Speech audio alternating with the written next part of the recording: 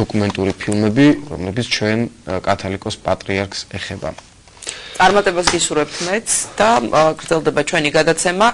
რუბრიკით სულიერი საგანძური გაგაცნობთ ხელნაწერთა ეროვნულ ცენტრში დაცულ ერთ-ერთ უძველეს ჭილ ეტრატის იადგარს. ნახოთ სიუჟეტი, რომელიც ლიკა მაჩხანელმა მოგვიმზადა და შემდეგ დავბრუნდებით სტუმართან ერთად პირდაპირ ეთერში დაგველოდეთ. ჭილ ეტრატის იადგარი ხელნაწერთა ეროვნულ ცენტრში დაცული ქართული ხელნაწერების კოლექციის ერთ-ერთი მნიშვნელოვანი ნიმუშია. ხელნაწერის მნიშვნელობასა და ისტორიაზე კოდიკოლოგიის ტექნოლოგიის დეპარტამენტის ხელმძღვანელი თამარ ოთხმეზური გვესაუბრა.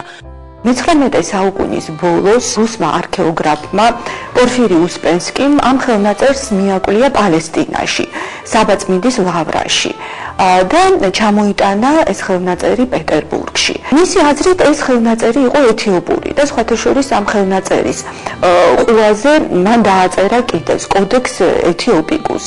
მაგრამ შემდეგ ალექსანდრე ცაგარელმა, რომელიც იმ პერიოდში იმყოფებოდა პეტერბურგში, დაადასტურა, რომ ეს ხელნაწერი არის ქართული და აქვე ხელნაწერის დამცავ ფურცელზე ჩვენ ხვდებით პორფირი უსპენსკის ჩანაწერს იმის შესახებ, რომ ხელნაწერი არის ქართული და წარმოადგენს ჰიმნოგრაფიულ კრებულს. ხელნაწერი პეტერბურგის ნაციონალურ ბიბლიოთეკაში ინახებოდა. 1923 წელს კი იგი საქართველოში ჩამოიტანეს. დღესდღეობით ჭილ ეტრატის იადგარი სამი პატარა წიგნისგან, საგალობელთა კრებულისგან შედგება. განსაკუთრებულ ყურადღებას იპყრობს მასალა, რომლისგანაც ხელნაწერია შექმნილი და სახელწოდება ჭილ ეტრატი. ეს გაყლავთ ჭილი, ანუ პაპირუსი, ძალიან ფაქიზი და ნაზი მასალა, საწერი მასალა, რომელიც ადრეულ საუკუნეებში იყო გამოყენებული და სხვათა შორის მე-20 საუკუნეში მასალად გამოყენება ძალიან იშვიათია და მეორე არის ეტრატი, ანუ იგივე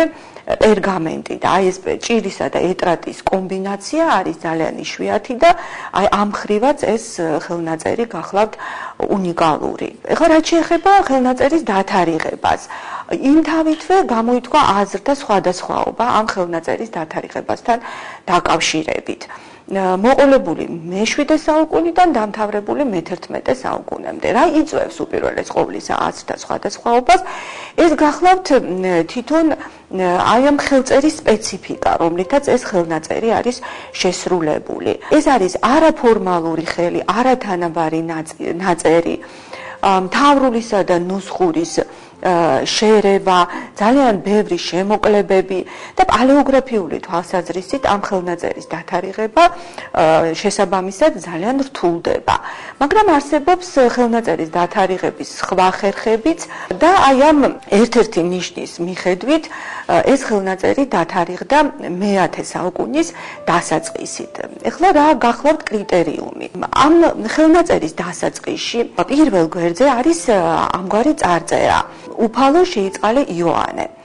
ეს იოანე, როგორც ჩანს, არის ამ ხელნაწერის მფლობელი. და აი ზუსტად ასეთივე წარწერა შესრულებული ზუსტად ამგვარი ხელით და იქაც იოანე არის მოხსენიებული, დასტურდება სინას ეგრეთ წოდებულ ახალ კოლექციის ერთ-ერთ ხელნაწერში და აი ამ ხელნაწერში დაცული კოლოფონის ბოლოს. და როგორც ჩანს, აი იმ ხელნაწერის, იმ სინური ხელნაწერის მფლობელიც, როგორც ჩანს, იყო იოანე, იგივე პიროვნება, რა პიროვნებაც მოხსენიებული არის ჭილ ეტრატის იადგარში. სინასმთის ახალი კოლექციიდან წარმოდგენილი ხელნაწერი დათარიღებული არ არის. იგი ორიგინალურ ქართულ თხზულებათა კრებულია, სადაც მოქცევაი ქართლისაი და 13 ასურელი მამის ცხოვრებაა დაცული.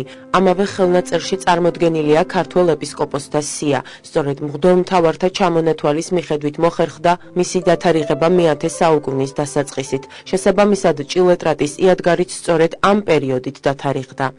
აქ ამ დათარიღებას მხარს უმაგრებს ასევე თვითონ ჭილ ეტრატის როგორც ჰიმნოგრაფიული კრებულის კომპოზიცია, კომპოზიციური თვალსაზრისითაც, შედგენილობის თვალსაზრისითაც, სწორედ მე-10 საუკუნის დასაწყისში არის მოსალოდნელი ამგვარი კრებულის შექმნა.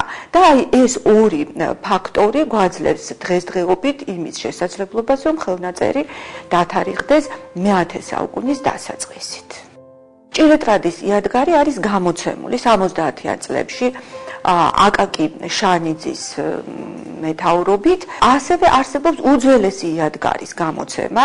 ეს ხელნაწერთა ეროვნული ცენტრის ჯგუფის მიერ არის გამოცემული 80-იან წლებში და უძველესი იადგარი და ეს ხელნაწერი არის შესული აი ამ უძველესი იადგარის გამოცემაში. ხო, კიდევ ერთი რამ, რაც აუცილებლად უნდა ითქვას ამ ხელნაწერთან დაკავშირებით, გახლავთ ის, რომ ხელნაწერი შეიცავს რამდენიმე პალიმფსესტურ ფურცელს.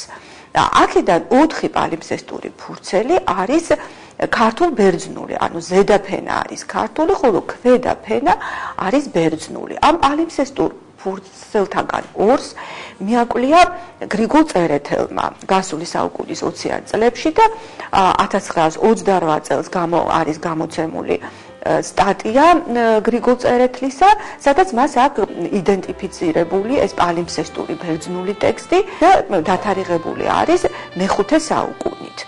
შემდგომ გამოჩნდა კიდე სხვა ფურცლები და სწორედ აი სულ ცოტა ხნის წინ შემდეგი 2 ფურცელის ტექსტის იდენტიფიკაცია მოხდა. გაირკვა, რომ ეს არის პავლეს ეპისტოლე ტიტეს მიმართ, გრიგოლ წერეთლის მიერ გამოცემული ტექსტი იყო პავლეს ეპისტოლე ტიმოთეს მიმართ და როგორც ჩანს, ეს პალიმფსესტური გვერდები უნდა იყოს ერთი და იგივე მეხუთე საუკუნის ბერძნული ხელნაწერის ფურცლები. ბერძნულ ქართულის გარდა ხელნაწერში ასევე დაცულია სავარაუდოდ ქართულ ებრაული პალიმფსესტიც, რომელიც ჯერ კიდევ არ არის იდენტიფიცირებული და შემდგომ კვლევას მოითხოვს. ხელნაწერი საინტერესოა პრიმიტიული მხატვრობის ნიმუშებითაც, რომელიც სავარაუდოდ მის გადამწერს უნდა ეკუთვნოდეს.